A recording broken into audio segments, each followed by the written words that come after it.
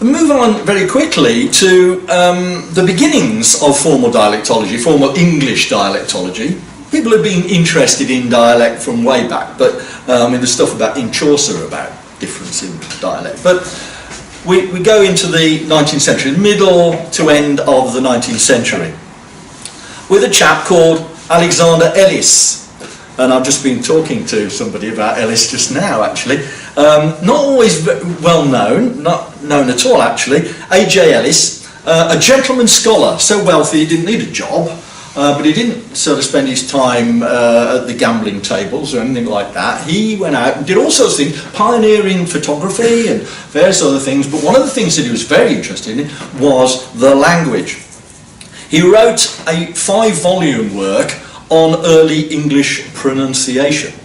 And the 5th volume of that is that lightweight piece of work, okay, which is, it has a wonderful long title which runs to about 5 lines, subtitle, which runs to 5 lines in the Victorian manner. But essentially what he was doing in there, and you might like to have a little look at that later, is he was going to the, what he would have called the peasantry, without being demeaning at all. He would have called them the peasantry, the rural labouring people, and listen to them and writing down particularly their pronunciations, with a view to listening to those and hearing echoes of earlier periods of the language. He wasn't particularly interested in what, you know, a ploughman called his plough, or anything like that. He wasn't very interested in their way of life. What he was interested in were those echoes coming down in a fairly unbroken tradition, down through the centuries to his period in the middle of the 19th century. And that is the essence of dialectology as we inherited it from the 19th century. A study of the dialects of essentially rural areas for what it could tell us about the history of the language. That is, dialectology is historical linguistics.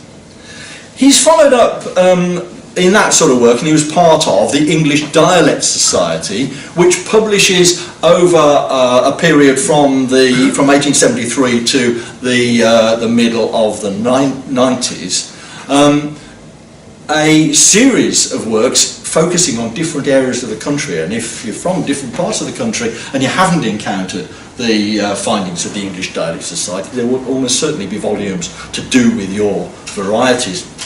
And then we come to Joseph Wright. Joseph Wright, the founder of the Yorkshire Dialect Society, which he founded after the English Dialect Society decided, having collected all the material for his English Dialect Dictionary, that's one of 6 volumes of the English Dialect Dictionary, which many of you will know, of course. When the English Dialect Society, which was formed to actually collect data for that, had collected it, they said, we've done dialects now, you know, we'll move on to, I don't know, butterflies or something or other, you know, but we've collected all the dialect stuff, there are no dialects that we need to collect, we'll disband. Now here we are, 125 years later or so, you know, still interested in dialect, and we know that there's a heck of a lot of variety about now as well. So they closed down prematurely. Joseph Wright realised that, and he was a Yorkshireman, decided that he would keep it going. And he got together a lot of like-minded gentlemen, you know, they were at the time, who collected material, met regularly to discuss it and publish and so on in the Transactions of the Yorkshire Dialect Society. All of this was historically motivated. Joseph Wright, illiterate until the age of 15, working at Salt's Mill and so on, ends up as Professor of Comparative Philology at the University of Oxford by his own efforts and so on. And philology, okay, the study of the history of languages. That's why he was doing dialectology, just like Alexander Ellis was as well.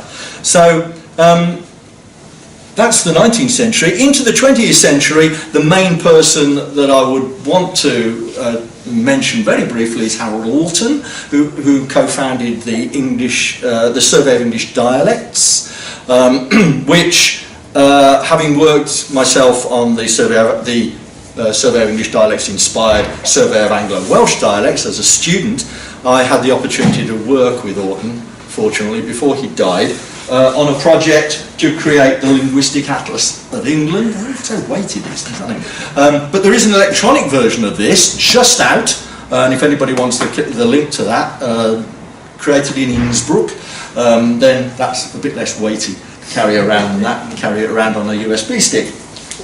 But Harold Alton, again, his title at Leeds was Professor of English Language and Medieval English Literature. He was a historian of language too. And the SED, as we call it, Survey of English Dialects, was founded particularly to delve back again into, in this particular case, not just the words like Wright, not just the pronunciations like Ellis, but everything, the grammar, the vocabulary, the pronunciations of the survey of the dialects.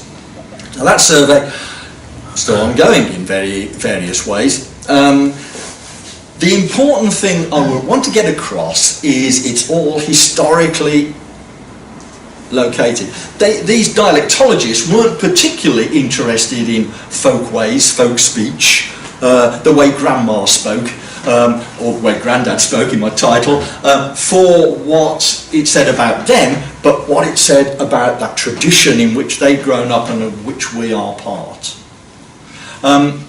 And it's about the way the language has changed all the time, not trying to set it in aspic, you know, and hold the line. They knew that the language had changed over time. It was what had changed, in what ways things changed over time that was driving them. Okay, enough of all of that. Let's kind of set the scene. Next half hour, I will allow enough time for questions if there are any. I want to just deal with a few issues. Now, if my PowerPoint had been able to be projected, I think I'm quite proud of issues because it's all based on S. Okay, sources, streamlining, situation, society, subjectivity, estuary English, and self. Those headings. So just very briefly whiz through those. First of all, sources. And that, of course, goes very much back to these historians of the language. Old English is what it's layered on, sometimes called Anglo-Saxon. Right? Old English, Anglo-Saxon, a bit of Celtic in there, Old Norse overlaying on top of the other Germanic stuff, the Old English, Old Anglo-Saxon, and then Old Norman French and Old French. All of that mixing together in what makes our language, of course, English, one of the richest languages in the world, and arguably one of the reasons why it is the international language. Isn't that exciting? We've all got, you know, in our various varieties, the international language, you know, that everybody wants, and we kind of, most people take it for granted. Fabulous thing to have. But okay, those are our sources, what we can see in the varieties that we're all interested in is pedigree, is the pedigree. And very often when people cast aspersions on the way people speak locally, they are in fact denigrating things which have a lot richer pedigree than the forms that we call standard English today, or received pronunciation today.